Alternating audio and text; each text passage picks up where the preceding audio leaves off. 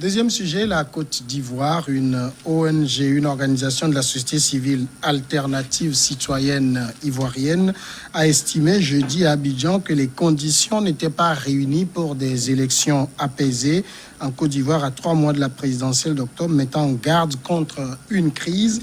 Les conditions ne sont pas réunies pour des élections apaisées, mais plutôt pour une crise électorale, a déclaré à la presse Pulcherie Balé, présidente d'ACI, cette organisation proche de l'opposition. Madame Balé a estimé que la Commission électorale indépendante et le Conseil constitutionnel étaient 2 organes illégaux et proches du pouvoir alors qu'ils organisent et proclament les résultats des élections. On se rappelle, Firmin, que la Cour africaine des droits de l'homme avait déjà rendu un avis, enfin une décision demandant à la Côte d'Ivoire de rééquilibrer les commissions électorales au niveau local. Donc, ce que dit cette organisation, ça se comprend. On a des institutions qui sont un peu déséquilibrées, qui penchent plutôt du côté du pouvoir. Du moment où c'est une organisation aussi qui est proche de l'opposition, ouais. Ça veut dire que le jeu n'est pas impartial en quelque sorte. Mais l'analyse l'analyse, on l'a dit ici, c'est vrai, du moment où ces institutions-là sont beaucoup plus proches du pouvoir, même au niveau de la CENI, on l'avait avec véhémence critiqué ici, que les jeux n'étaient pas trop clairs et que les jeux étaient beaucoup plus en faveur de Ouattara ou du pouvoir. Aujourd'hui, ce que cette dame est en train de dire ou ce que l'opposition réclame, attendez, on ne peut dire, on ne peut que en réalité soutenir entre guillemets cela du moment où c'est la chose la plus normale. Toutes les parties prenantes doivent être bien représentées. Il faut un certain équilibre dans le jeu électoral. Au niveau du Conseil constitutionnel, on sait que le Conseil constitutionnel est tellement proche du pouvoir. Et ce Conseil constitutionnel même a une histoire qui n'est pas trop claire. C'est le Conseil constitutionnel qui avait validé la victoire de Gbagbo à l'époque. Après, c'est le même Conseil constitutionnel qui avait validé la victoire de Ouattara la même année. Vous imaginez? Donc, jusqu'à présent, c'est une institution bien partisane. Ce que l'opposition voudrait aujourd'hui, c'est que le jeu soit bien clair et que tout le monde soit bien représenté pour éviter assez de crises. Mais je ne pense pas que Ouattara, lui, soit dans cette dynamique-là. Ouattara sait à quel jeu il joue, il sait exactement là où il va. Il voudrait peut-être que les choses se passent très rapidement pour empiler un autre mandat et puis la page sera tournée et peut-être après un peu de crise, il parlera encore de la réconciliation, une nouvelle réconciliation. Quand j'écoute les propos de Mme Balé qui dit qu'il y aura une crise électorale à l'issue de la présidentielle du 31 juillet, du 31 octobre, ça me rappelle ce que disait Ouattara il y a quelques mois. À ceux qui prédisaient une crise, il dit il ne se passera rien. Il faut qu'il se détrompe parce que aujourd'hui, la Côte d'Ivoire a 2 gros problèmes. Il y a la mort de Gon Coulibaly. Moi, sincèrement, je n'ai jamais essayé de retenir le nom parce que moi, depuis longtemps, l'état de santé de ce monsieur ne lui permettait pas de résister. Et même quand je prends Ouattara également, son état de santé et son âge ne lui permettent pas de dire qu'il fera encore, c'est-à-dire va tenter un 3e mandat, encore que les tests sont flous là-dessus. Aujourd'hui, le décès de son pion est une crise. C'est-à-dire que ce qui le demande, c'est-à-dire que lui qui disait qu'il n'y aura pas de crise, ça le demande déjà dans son choix que c'est un problème qu'il faut régler. Maintenant, tout ceci avec les institutions bâclées, donc nous avons déjà une crise, disons, préélectorale. Ce n'est même pas électoral, déjà préélectoral, nous avons... Oui, mais ça, c'est localisé au RHDP, c'est pas encore la Côte d'Ivoire qui connaît un problème majeur. Oui, mais vous dites que c'est localisé au RHDP. Dès lors que les gens démissionnent en cascade du RHDP, ça se fait voir. Et puis, maintenant, l'intention qu'on prête à Ouattara qu'il veut encore un 3e mandat, c'est une crise pas seulement au RHDP, mais pour toute la Côte d'Ivoire. Est-ce que vous voyez? Donc, il faudrait que Ouattara vraiment il pense bien. Je ne sais pas comment est-ce que la France, qu'on dit un pays aussi des gens intelligents, hein, que la France n'arrive pas, disons, à faire un casting pour voir. Bon, en fait, si j'avais ce dirigeant Ouattara que j'aime bien, hein, que je veux, mais comment ne pas fabriquer, ça dit que d'autres Ouattara, et que de rester camper sur les mêmes personnes qui sont vétustes. Parce que Ouattara, même si Ouattara vient, il force à avoir un second mandat, un troisième mandat, encore que les institutions sont toutes pour lui, il n'est pas évident que son âge, sa santé, bien sûr, il y a des gens plus âgés qui sont au pouvoir, mais il a subi des opérations il n'y a pas longtemps. Et puis lui-même, s'il a désigné quelqu'un, c'est puisqu'il sait qu'il n'était pas en forme. Sinon, on n'allait même pas désigner quelqu'un, ils allaient dire que moi-même, je vais aller. Donc, que ce soit lui ou un autre, c'est une crise. Les institutions ne sont pas prêtes à organiser de bonnes élections. La CEDEAO l'a prononcé dans une décision ambiguë. Tout cela ne fait que renforcer la crise. Et la Côte d'Ivoire, attention, ça peut être une braise parce que à côté, il y a la Guinée. Il y a la Guinée dont l'instabilité est là. Il y a le Mali. Il y a comment l'appelle-t-on chez notre ami George Weah, qui n'arrive pas encore à stabiliser son pays. Et puis à côté, il y a la Sierra Leone. Et puis tout ça là qui regorge, n'est-ce pas, des anciens combattants ou bien des... Bon, en fait, avec, disons, tout ce qu'il y a comme crise, je ne pense pas que... comment ça s'appelle, la Côte d'Ivoire, et sinon Ouattara pourra sortir de son petit jeu. Oui, fermé. Non, au fait, Ouattara, je l'ai dit, on l'a dit ici, le jour où on avait entendu parler d'Amadou Gon Coulibaly, c'était David Bani qui était là, on avait dit que probablement Ouattara sera candidat. On nous avait critiqué ici par rapport à cette position. Or, si nous voyons un peu la posture dans laquelle nous sommes aujourd'hui, Ouattara est bien parti pour être candidat. Et ce qui est encore étonnant, et c'était dans les années 2090 qu'on voyait ça dans certains pays. Les cadres du parti lui demandent d'être candidat. Des ignares comme ça. Les cadres du parti lui demandent d'être candidat. C'est ce qui se passait par exemple du temps quand on était jeune avec le général Eyadema ici au Togo. Et même avec Fort, qui ça continue. Oui, voilà. Et donc le général Eyadema, ou les chefs traditionnels ou des cadres lui demandaient d'être candidat alors que lui-même il se réservait d'être candidat. Donc c'était charmant. C'est le charme. La Côte d'Ivoire est en train de faire un bond en arrière. C'est ce qui est grave pour la démocratie de ce pays. Ouattara, la deuxième chose, c'est quoi? Ouattara savait que Gon Coulibaly n'allait pas aller loin. Moi, je le dis à l'affirmatif. Il savait. Parce que quand la personne a subi une transplantation du cœur et que les médecins lui disent que cette responsabilité va être tellement lourde pour lui de s'en départir. Et Ouattara, étant chef d'État avec tous les renseignements, devra avoir toutes les informations nécessaires. Donc, le fait qu'il est... Moi, je dis simplement que, excusez-moi d'être brutal et violent, il a sacrifié Gon Coulibaly juste pour protéger une mauvaise foi. Or, l'apparence était qu'il était de bonne foi, même si la bonne foi était présumée. La Ouattara n'est pas de bonne foi. Ceux-là qui démissionnent aujourd'hui, c'est parce qu'ils s'aperçoivent de la mauvaise foi de Ouattara. Pour eux, ils se disaient que Ouattara était sincère. Aujourd'hui, avec ce qui se passe, ils seraient peut-être en train d'avoir les informations. Ils se disent, ah, Ouattara nous a eu. Ouattara nous a trompés. Donc, c'est pour cela qu'il démissionne aujourd'hui. Or, Ouattara, il est dans son plan. Il déroule son jeu. Il sait aujourd'hui que pour choisir un autre candidat, ça va lui être difficile. Parce que le délai est court. Regardez, Gon Coulibaly, on avait entendu parler de lui, c'était en mars. Mars, juillet, octobre, ça allait être un peu long. Mais on choisit encore notre candidat. Il va falloir que ce nom-là soit...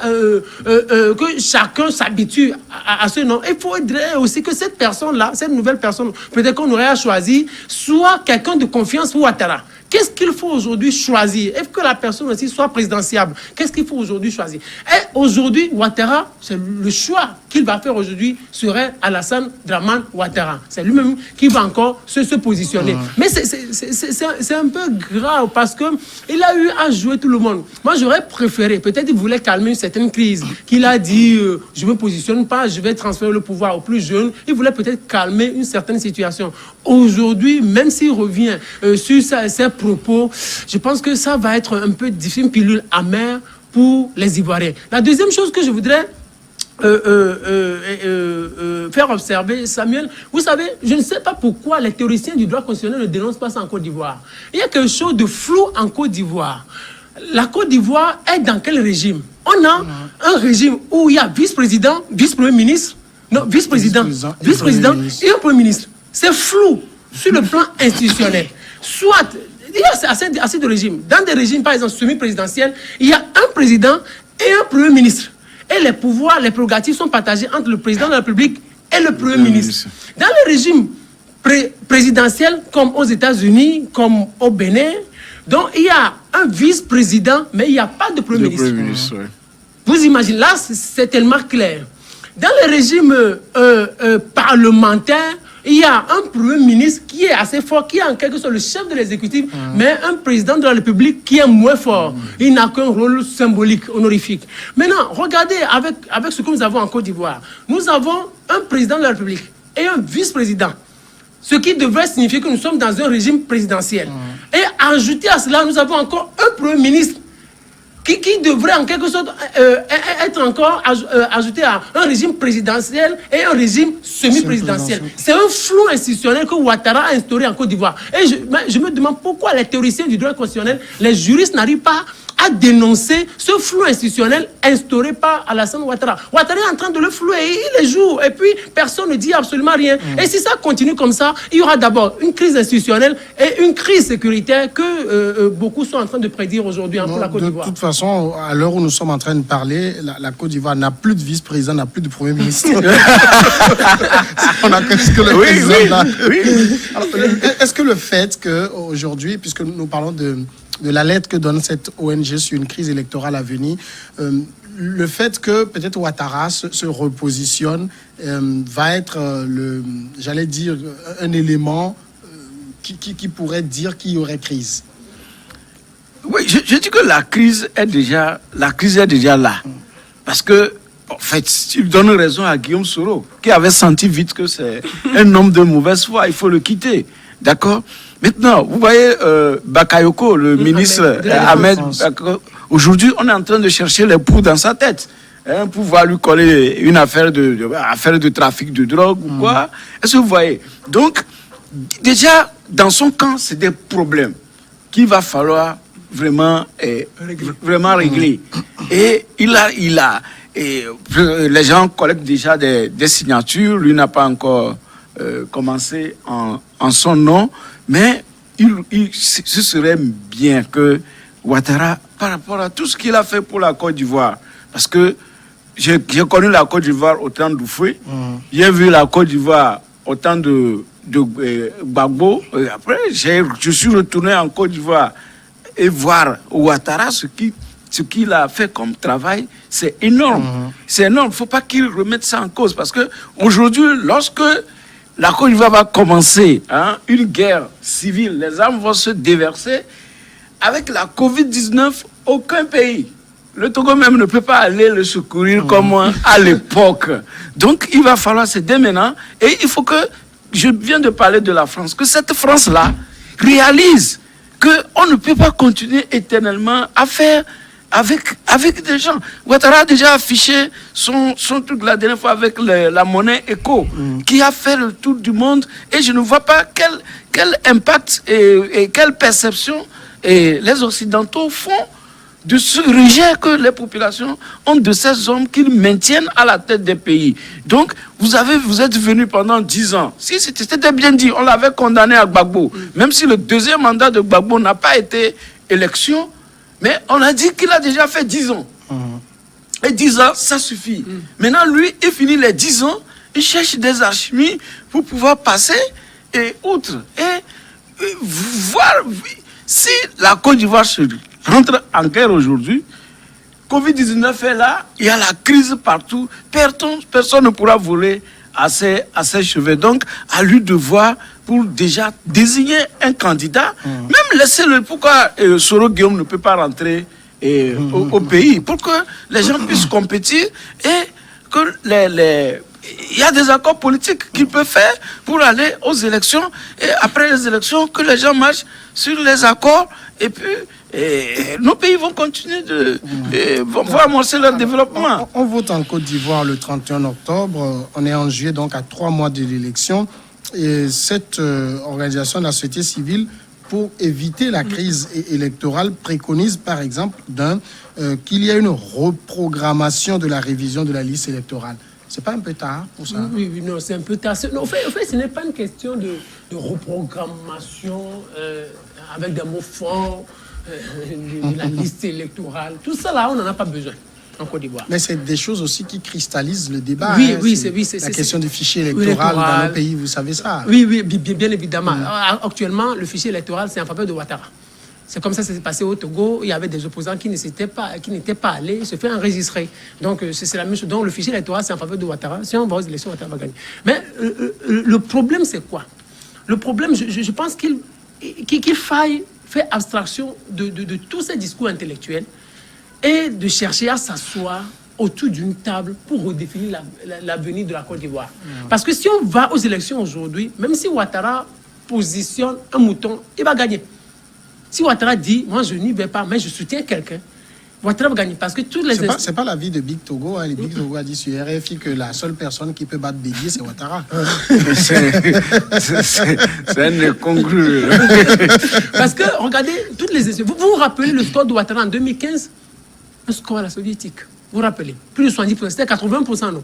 Oui, donc ça veut dire Ouattara a tout en sa faveur.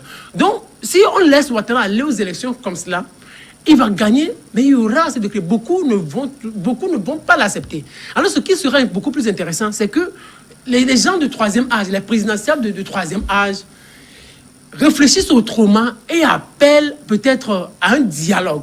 Que les Bédié, les Gbagbo se prononcent et se disent, nous avons déjà fait notre temps. Ouattara, vous êtes à la fin de votre deuxième mandat, mais pensons à redéfinir une nouvelle carte pour la Côte d'Ivoire.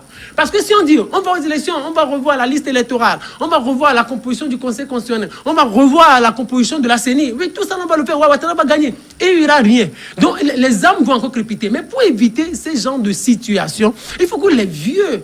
Les gens du troisième âge, les Gbagbo, les Bédié et autres s'asseyent pour dire on redéfinit une nouvelle carte pour la Côte d'Ivoire. Ouattara, oui, vous voulez encore aller? Oui, on vous accorde encore un mandat ou non, mais soyez sûr que après votre fauteuil présidentiel, vous aurez une sécurité garantie. Parce qu'il y a une chose, c'est parce que Ouattara a peur, c'est tout.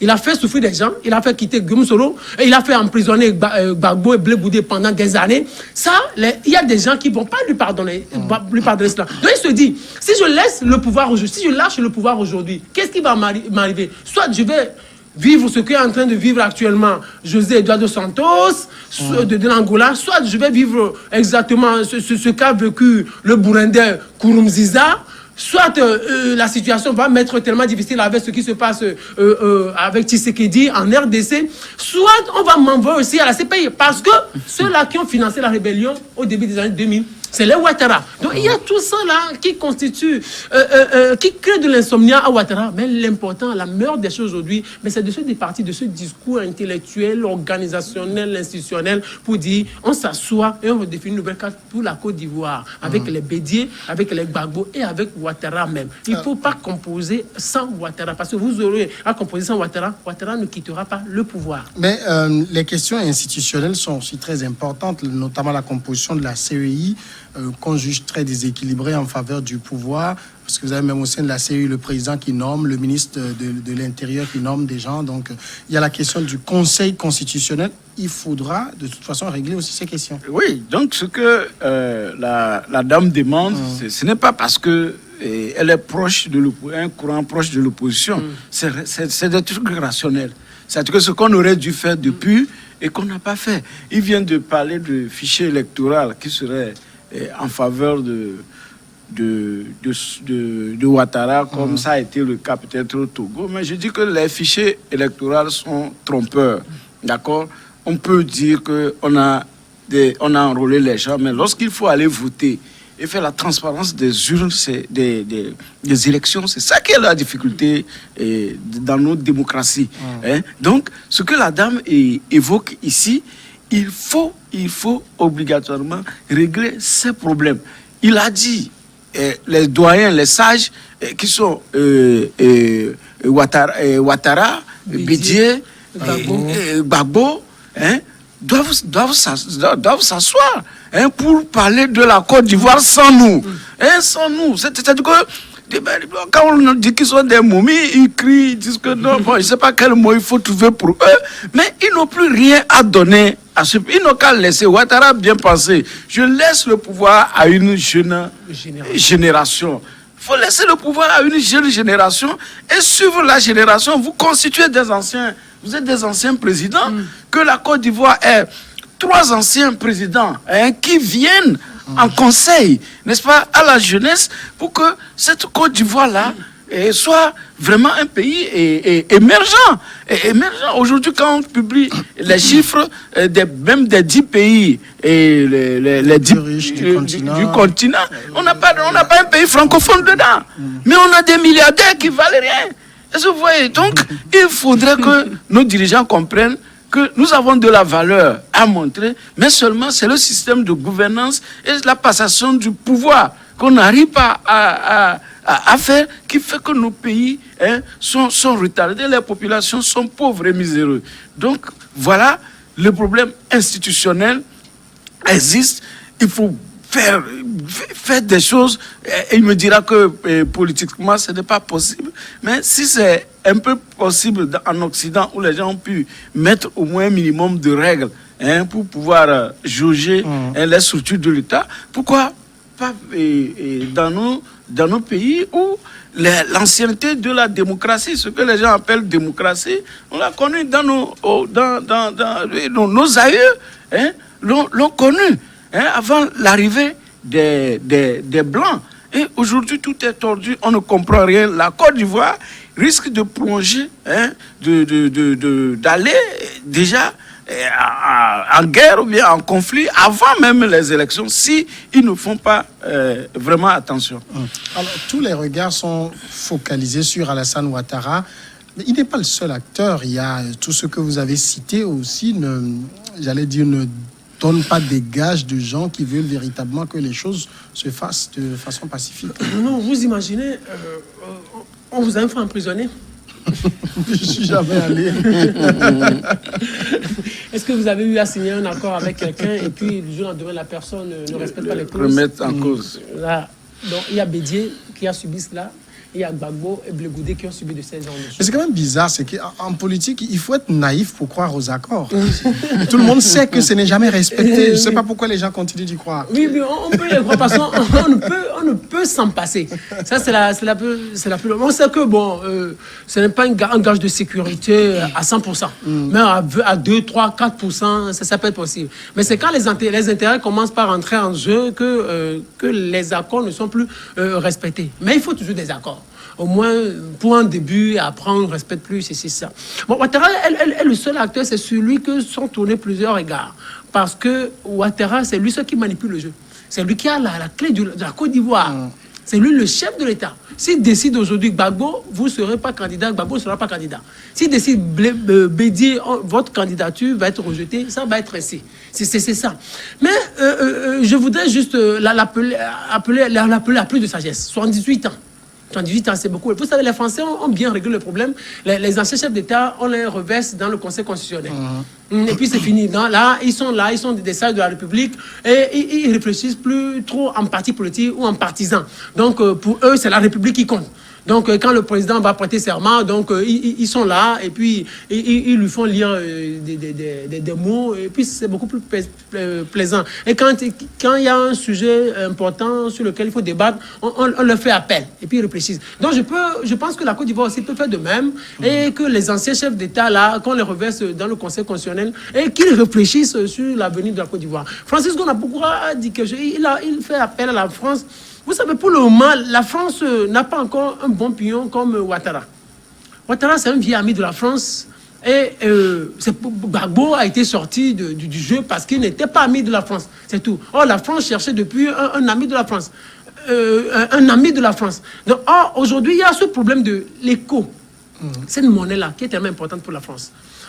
On sait que c'est juste un habillage, que le fond ne vaut pratiquement rien. Ouattara est la seule personne qui comprend le jeu. Ouattara sait qu'au fond, il n'y a rien dedans. Donc, Ouattara, c'est le point focal de l'écho dans la zone Afrique de l'Ouest. Donc, pour le moment, la France a besoin de Ouattara. La France ne peut pas le lâcher. À moins que Ouattara leur dise « Je ne vais pas bien, il me sera difficile d'être candidat. Soit je me positionne, ça va m'être difficile. » Donc, pour le moment, la France ne peut pas. Et aussi, Ouattara, avec tout ce qui s'est passé, avec 2010, avec Sarkozy, avec toute l'armée française qui est sur le terrain. Donc, il y a eu certains accords. C'est pour cela que Guillaume Soro a dit « Mais si j'ouvre ma bouche pour parler, ça va être difficile. » Donc, il y a tellement de choses dont Ouattara ne peut se départir maintenant. Donc, et puis, l'autre chose, c'est que celui-là qu'il faut contrôler, ce n'est pas Blé Goudé, ce n'est pas Bédié, ce n'est pas Gbagbo non plus. C'est Guillaume Soro. Donc, il faut que Ouattara soit là, avec une main de fer, avec une main dure, pour que Guillaume Soro, pour le moment, ne rentre. Il peut faire toutes ces déclarations à l'international, il peut tweeter, il peut facebooker, il peut whatsapper, mais sur le terrain Côte d'Ivoire, il sera difficile de rentrer. Donc il faut un Ouattara là-bas pour empêcher Guillaume Soro, parce qu'on ne veut pas que Guillaume Soro parle. Alors, autre recommandation faite par l'ONG pour que les choses soient apaisées, l'ONG demande qu'il y ait une grâce présidentielle pour tous les leaders politiques qui ont écopé de peine par contumace, tous les prisonniers politiques et militaires, et la facilitation du retour de tous les exilés politiques en Côte d'Ivoire. Ça va être compliqué. Oui, ça c'est la sagesse. C'est ce que nous avons déjà dit. Non, c'est la pure sagesse. Je crois que c'est une ONG qui réfléchit, qui fait un travail formidable. Et oui, lorsque nous parlons de l'entente des sages, qui aurait cru que Soro Guillaume va aller rendre visite, par exemple, à un Gbagbo, à Blé Goudé. Et Bédié aussi, il l'a fait. Le seul qui reste qu'il n'a pas encore fait, c'est Ouattara. Est-ce que vous voyez? Donc, il aurait pu faire également ce pas. Donc, ce qu'on demande, repousser les élections, reprogrammer les choses, faire ce pas pour faire vraiment une réconciliation et que l'amnistie soit actée. Et aux yeux de tout le monde que c'est l'amnistie pour tout le pays, pour reprendre le pays. Ça, c'est très important. Ouattara fait une période de transition.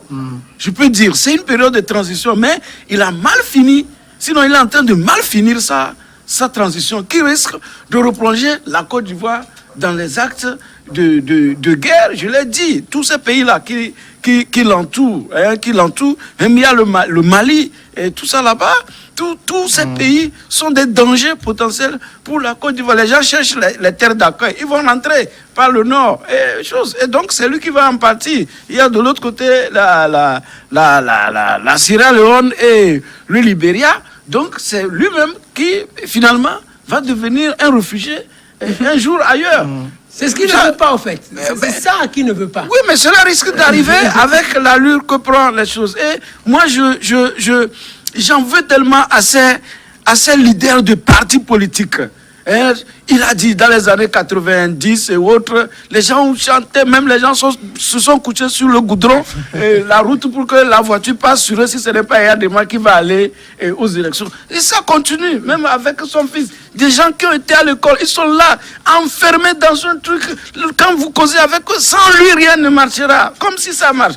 Regarde maintenant en Côte d'Ivoire, avec Togo là, je ne sais même pas pourquoi, Big Togo, je ne sais pas pourquoi on a collé Togo à son nom. Voilà des gens qui amènent des problèmes. Le nom leur ressemble, c'est des gens qui amènent des problèmes, qui dit que non, que sans Ouattara c'est quoi? Si Ouattara tombe cette nuit comme, comment vous l'appelez, comme Koulibaly, il meurt, ou bien comme celui-là qui faisait son pain et Covid-19 a pris là, comment il s'appelle? Et le président burundais, Nkurunziza. Si aujourd'hui Ouattara tombe, un homme même en forme peut mourir. Bien sûr. Donc, qu'est-ce qui va se passer? D'accord. Voilà, on va aller à la grande pause et on revient dans une dizaine de minutes pour continuer.